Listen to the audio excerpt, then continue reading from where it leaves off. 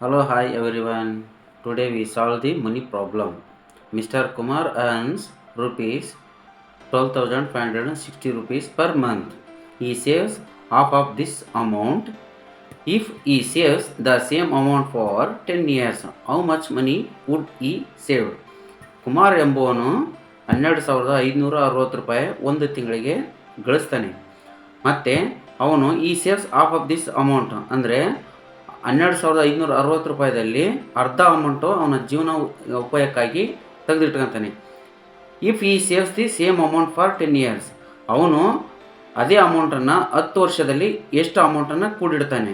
ಮತ್ತು how much money wood ಈ save, ಎಷ್ಟು ಅವನು ಗಳಿಸ್ತಕ್ಕಂಥ ಅಮೌಂಟು ಎಷ್ಟು ಅಂತಂದೇಳಿ ನಾವು ಈ ದಿನದ ಲೆಕ್ಕದಲ್ಲಿ ತಿಳಿದುಕೊಳ್ಳೋಣ. ಫಸ್ಟು ಗಿವನ್ ಡಾಟಾ ಅಂತ ಬರ್ತೀನಿ. Kumar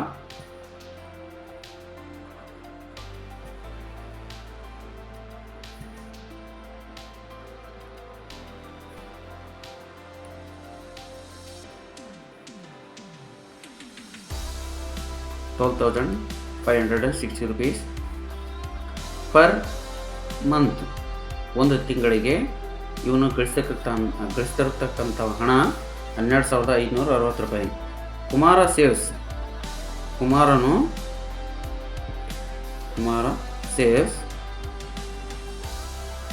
half of this amount ಅಂದರೆ ಮೇಲಿರ್ತಕ್ಕಂಥ 12,560 ರೂಪಾಯಿದಲ್ಲಿ ಅವನು ಅರ್ಧ ಅಮೌಂಟನ್ನು ತನ್ನ ಜೀವನಕ್ಕಾಗಿ ಇಟ್ಕೊಳ್ತಾನೆ.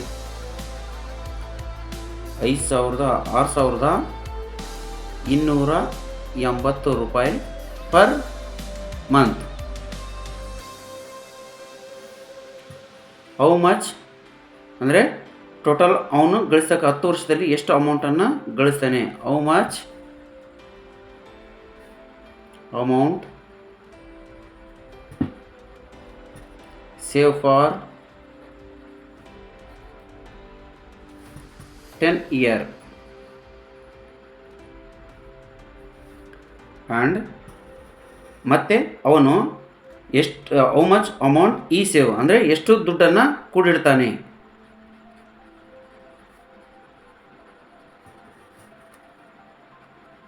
ಹೌ ಮಚ್ ಅಮೌಂಟ್ ಈ ಸೇವ್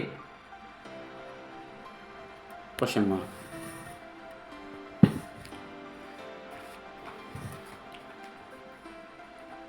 ಕುಮಾರ್ ಅರ್ನಿಂಗ್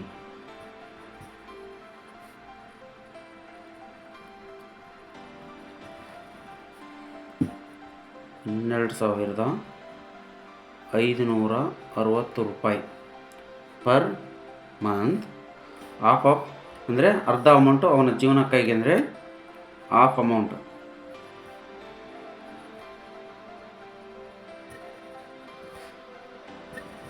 ಈ ಸೇವ್ 6,280 ರೂಪಾಯಿ. ಇವನು ಹಾಗಾದರೆ ಅವನು ಒಂದು ವರ್ಷಕ್ಕೆ ಗಳಿಸುವಂಥ ಹಣ ಎಷ್ಟಂತ ಮೊದಲು ಒಂದು ವರ್ಷಕ್ಕೆ ಎಷ್ಟಾಗುತ್ತೆ ಅಂತ ಕಂಡಿಡೋಣ. ಆಮೇಲೆ 10 ವರ್ಷಕ್ಕೆ ನಮಗೆ ಲೆಕ್ಕ ಸಿಗುತ್ತೆ. 6280 ಇಂಟು 12 ಮಂತ್, ಒಂದು ವರ್ಷದಲ್ಲಿ 12 ತಿಂಗಳು. ಅದಕ್ಕೋಸ್ಕರ ಅರ್ಧ ಅಮೌಂಟು ಇಂಟು ಒಂದು ವರ್ಷ ಅಂದರೆ 12 ತಿಂಗಳು ಈಸ್ ಈಕ್ವಲ್ ಟು 75,360 ರೂಪಾಯಿ ಇವನು ಒಂದು ವರ್ಷಕ್ಕೆ ಗಳಿಸ್ತಾನೆ. ಹಾಗಾದರೆ 10 ವರ್ಷಕ್ಕೆ ಗಳಿಸ್ತಕ್ಕಂಥ ಹಣ ಫಾರ್ 10 ಇಯರ್ಸ್